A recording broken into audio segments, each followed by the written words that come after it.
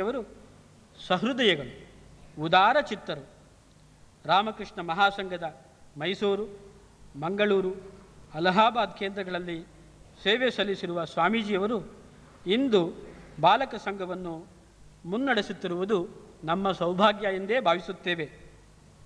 ಸ್ವಾಮೀಜಿಯವರಿಗೆ ಹೃತ್ಪೂರ್ವಕ ಆದರಪೂರ್ವಕ ನಮನಗಳನ್ನು ಸಲ್ಲಿಸುತ್ತಾ ನಮ್ಮ ಕಿರು ಕಾಣಿಕೆಯನ್ನು ಸ್ವೀಕರಿಸಬೇಕೆಂದು ವಿನಂತಿಸುತ್ತೇವೆ.